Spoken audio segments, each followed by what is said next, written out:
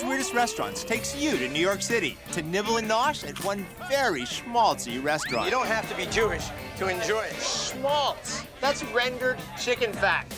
Then we jet to Japan, where hot pots and barbecue are presented by some very scary servers. Not exactly the warm welcome I was expecting. Then we're invited to Italy, where we seek out a secretive supper. Everybody's getting in on the action. And zip over to Thailand, where lobster and crab take flight. That's one way to get food to the table fast.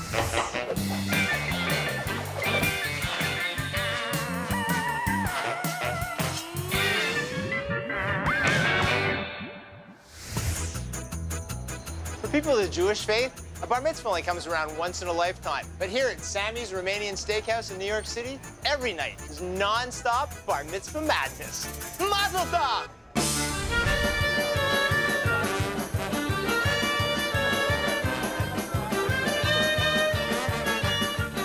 First thing you notice when you walk in the room is the din of the room, the incredible buzz. The food here is serious traditional Jewish cuisine, of a quality that would make any Jewish grandmother verklempt. My father won the restaurant in a poker game in 1975 against Sami. We left the sign Sammy's Romanian Steakhouse and made it more Jewish style. Chopped liver with the schmaltz, skirt steaks, potato pancakes. How are you, my buddy? Hey, Here we great, go. I'm just looking over the menu. There's no menus at Sammy's. We do all the ordering for you, my friend. Right, you're gonna start right now with a little frozen vodka. I'm gonna put you a little chopped liver to start with the radish, the onions, the gribinas, a little Romanian kanatsok. For dinner, I'm gonna make you a beautiful skirt steak, Romanian style, with some potato pancake and fried onions. Nice, I put myself in your hands. You don't have to worry about nothing. Set them up, Carlos! Set them up, Carlos! Shalom, bim, brum, bum.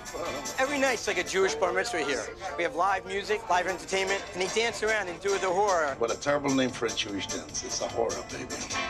It's a horrible name. If your dad won the restaurant in a poker game, what did he put up for his side of the bet? Put in the keys to the Corvette, and that was it. Are you Jewish? No. A normal person. Larry King and Mario Cuomo, Jackie Mason and my wife, Billy Crystal and my wife again, Todd English and my wife. Kind of gets around, doesn't she? Yeah, she does. Mazel tov! When you walk through this kitchen, I mean, you see the chopped liver, the potato latkes frying. You can smell the schmaltz. That's the chicken fat. Everything about this kitchen says old world European Jewish cooking. The signature food, of course, is the chopped liver mixed with the radish schmaltz. And then we make it at the table side.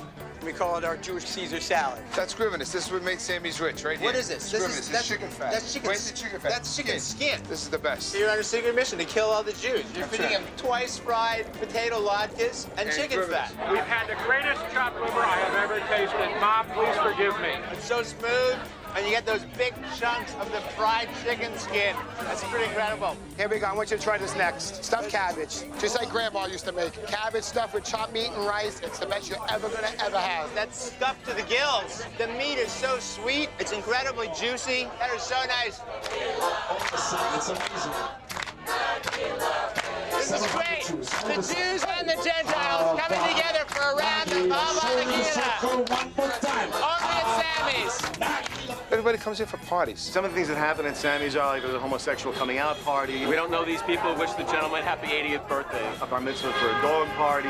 It's just definitely one of the world's weirdest restaurants. Steak, vodka, and women. God bless America. And you don't have to be Jewish to enjoy it. When a customer comes in and they look at the table, the first thing they see is the schmaltz. Some people get scared. Schmaltz. That's rendered chicken fat. What we do a lot of times, and I'll show you, we take a little bit of this, take a little bit of salt, a little bit of pepper. Now you got Jewish olive oil. Look at this table. All this food has come out family style, and the table's just overflowing. You've got a half a chicken here, veal, some of the skirt steak, the mashed potatoes. We try to make it like grandmother's style cooking in a basement. Oi! Bobby, I want to see you in the chair. Let's give Bobby a big hand. Come on, pick him up. Let's do it. Let's go to the bar mitzvah.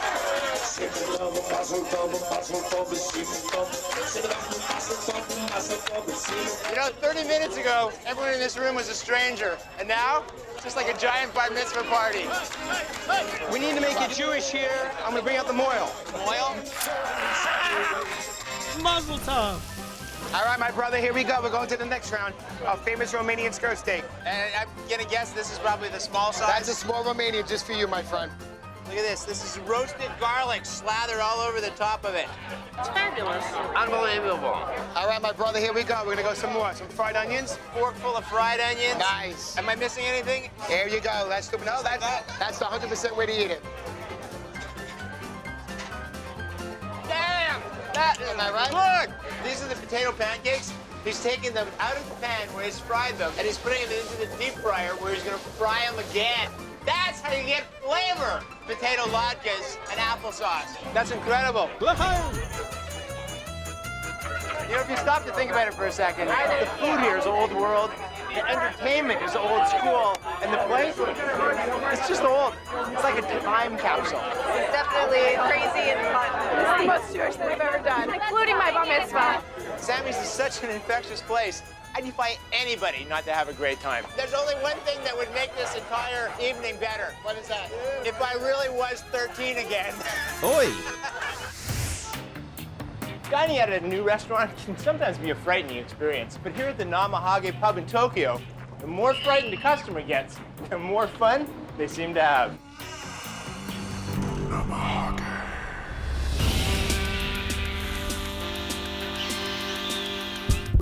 Oh, not exactly the warm welcome I was expecting. The Namahage shows up every New Year's Eve. Good kids get treats, but kids that are bad get taken away. I can't imagine if I was a child, maybe I should be crying. But remember, these demon-like creatures only punish bad kids. If you're good, the Namahage is kind of like Santa Claus.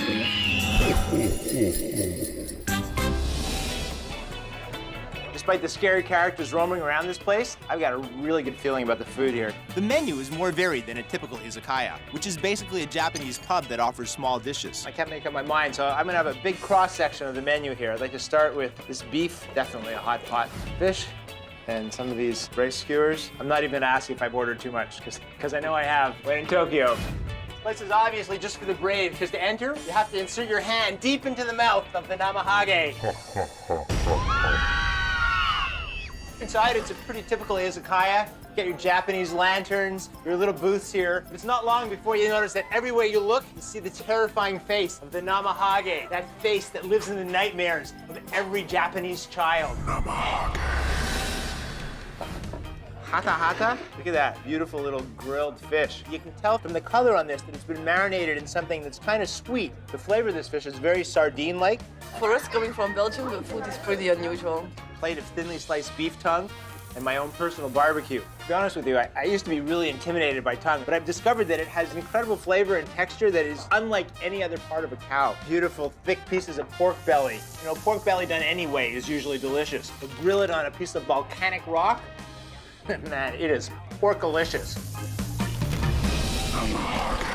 You know, this pub preserves the Namahage folklore so that it's somewhere between a vivid dream and a scary nightmare.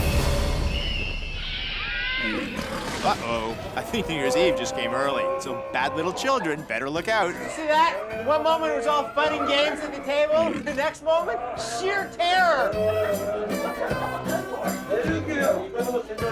So what do you think of kids today?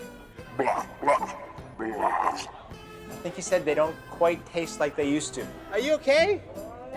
Oh, he's okay because he was a good kid. When the Namahage appears, kids cry, run away, freeze, or hide. Others just got carried away, literally. I left some food on my plate, so Namahage took me away. Do you think that's going to make him turn into a good boy for the rest of the year? Yeah. Ah, this is a classic Japanese comfort food called kiri tampo. It may look like a corn dog, but it tastes like a sticky rice cake. Is it good? I like that. Just a little tip. Don't eat the stick. This one's a spicy meat miso, but as you can see, it's slathered on very thickly, and it's really rich and intensely sweet. Got the nice crunch of that rice. I mean, this whole thing really comes together, and it's definitely kid-friendly, the perfect reward for a year's good behavior. My son is a very picky eater, and I told him Namahage would take him away if he didn't finish his dinner. Oh, look at this. It's a sizzling Japanese hot pot. Let's check this out. This is a chicken and soy broth. This is a heritage Japanese chicken, very sought after. And over here, some mountain greens, which I'm gonna add to the hot pot. And these balls are also rice-based, but they weren't toasted before they were dry. The food is great. It's not too spicy, so kids can enjoy it too. Look at the way the rice has absorbed the broth, and it's kind of gone from a dry, pasty rice ball to a beautiful rice dumpling. This is so delicious.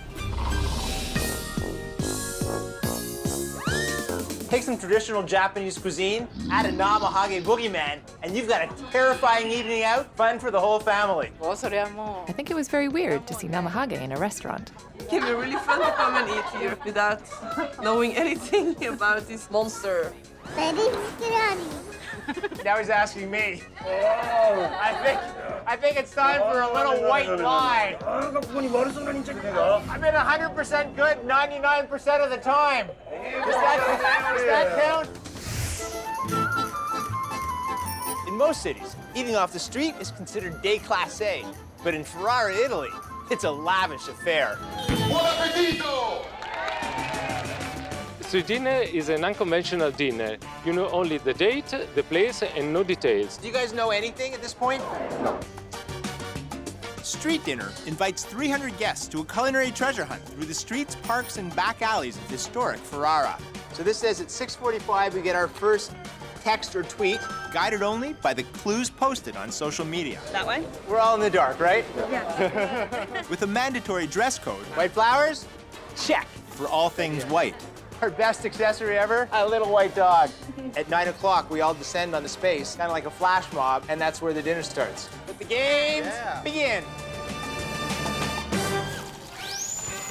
The menu is created by an association of chefs of Ferrara with typical product of the region. Just parachuted into this kitchen with this team of chefs preparing the street dinner for 300 guests. It's amazing to recognize that even though this is a whole box dinner, these chefs are sparing no attention to detail. We've got roasted duck with a beautiful garlic sauce, some steamed broccoli, some watercress, a little bit of bacon, and then in classic Italian style, it's all finished off with a drizzle of extra virgin olive oil and a sprinkle of fine salt.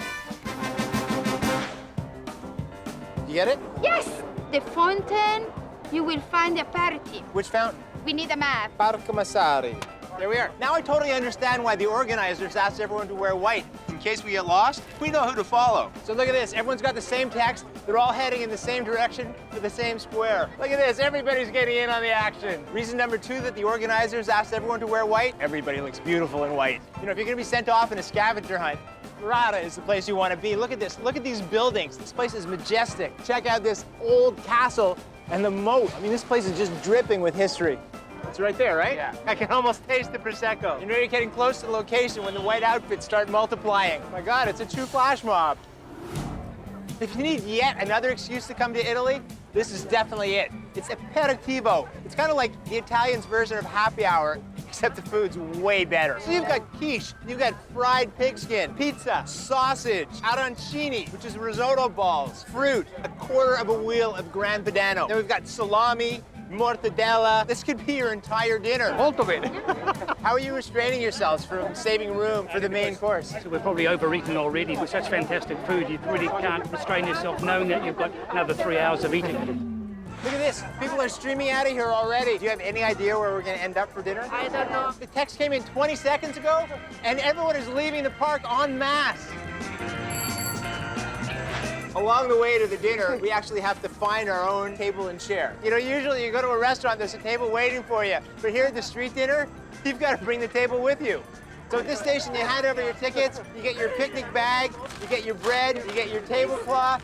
That is one very heavy picnic bag. You know, only in Italy would they expect you to carry 2 chairs, a table, and a 2-kilo dinner bag across the city. I don't think I've ever had so much fun or worked so hard to get to a restaurant before. Was that a little weird to bring your own table? It's heavy. Carrying the chairs was probably the most challenging. There's one good thing about this whole experience, and that is we don't have to wait for a server to bring us dinner because we've got the whole meal right here in the bag. Some sparkling wine, and look at this, a 4-tier dinner box. Man, this is a sophisticated picnic. So look at this, we're right in the center of the city. In this amazing square, we have 300 people eating, drinking, and having an amazing time. So we've got honey roasted turkey on a bed of arugula, and it's served up with melon, and instead of prosciutto, it's a pickled shallot. Wow, that's like a symphony of flavors, like Vivaldi's Four Seasons just exploding in my mouth. So according to the menu, this is ricotta that's wrapped in a crepe, and it's served up with a tomato sauce and some chicken. That crepe-wrapped ricotta is so light and airy, it's just floating in my mouth. The main course, this is duck with a garlic sauce, a roasted garlic sauce. The duck is perfectly cooked. That roasted garlic sauce is creamy and rich. And to finish it off with that bacon, I mean, that just brings it all together. This is a dish that would make Pavarotti sing for his supper.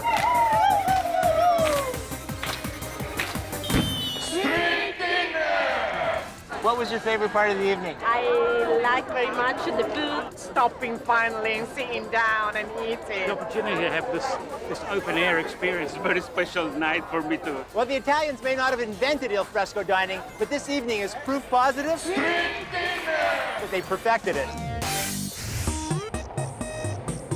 If you think Texas is big, then you obviously haven't been to Bangkok's Royal Dragon. It's a seafood restaurant with a staff of over 1,000 that add a whole new meaning to the phrase, supersize it. This place is huge. Royal Dragon restaurant is world's largest restaurant. It's won record in 1992. From the moment you walk into this restaurant, you realize the enormity of it because you're met by an army of chefs in a kitchen that's larger than most restaurants I've been in. This is just one of the kitchens. It's easily 50 feet long. I'm counting over 25 chefs in this one room. Look at the care that this chef is putting into trimming these greens. I mean, you'd expect to see something like that in a tiny kitchen, not a restaurant that serves 5,000 meals a night. And if the world's largest restaurant isn't weird enough for you, hold on to your hat. Up there in the sky, it's a bird. It's a plane. Nope, it's just your warrior server with that hot pot you ordered. That's one way to get hot food to the table fast. Catering to mostly Chinese tourists, the menu offers up lots of fresh seafood, inventively mixing Thai, Chinese, and Korean cuisines. Chinese like to create everything big, and they want to eat a big fish, big crab, big shrimp. And they want it hot. So in a restaurant this big, a little ingenuity keeps things rolling along. Not every restaurant in Thailand has a waiter on a zip line. Never seen it. Really? This place is enormous by any standards. It's easily 3 football fields long and 2 wide. I mean, it's more of a city than a restaurant. And it's comprised of a series of small buildings, banquet rooms, courtyards, and towers. Over here you have a series of pagodas, this beautiful outdoor courtyard surrounded by a lagoon, and on the stage, beautiful Thai dancers. Despite the fact that this restaurant seats 5,000 customers, the chefs here prepare each meal 1 plate at a time.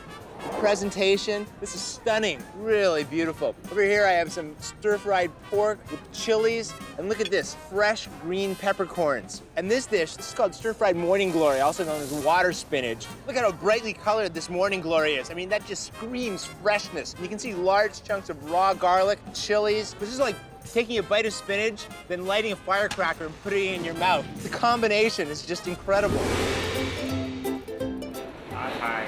It's very challenging to think up new dishes and still serve 10,000 people a day.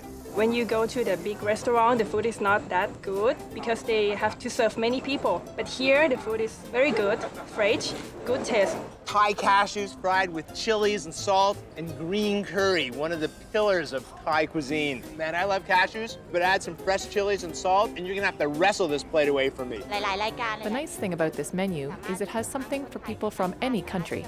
And this curry sauce, thick, smells fantastic. This one dish alone is reason enough to come to Thailand. At the Royal Dragon, not all of the servers have their heads in the clouds. It's a roller derby? It's a restaurant. I've never crashed into a customer, but I did fall and spill food everywhere. And the express method is also an option. When roller skates won't get you there fast enough. Take a look down this hallway that is easily a ½ kilometer long. From up here in this tower, you get a real sense of how massive this restaurant is. This stand between kitchen and service section is long, so we need a roller skate to reduce the time in serving food. I'm about to get a lesson on serving tables and roller skates. I think the skating part is okay, because I am Canadian after all. Whoa! Whoa! The stopping part's a little more difficult than I thought. Sure, I bring a lot of enthusiasm to the table, but this lobster, makes it easy. Unbelievably tender. And the black pepper sauce that coats it is such a beautiful counterpoint to the richness of the lobster. Every single bite is a perfect bite. Look at this, a huge deep-fried soft-shell crab topped with chilies, garlic, and onions. Sweetness of the meat, the lightness of the crunch, and then all this garlic that just keeps going and going and going. I could eat this dish all day long. We not only the restaurant, we are the entertainment place that provide satisfaction to the customer. This place has many things that we have never seen before. It's very unique restaurant, very good food and reasonable price. So do I get the job? Yes. Fantastic. And can you teach me how to fly? Oh, no.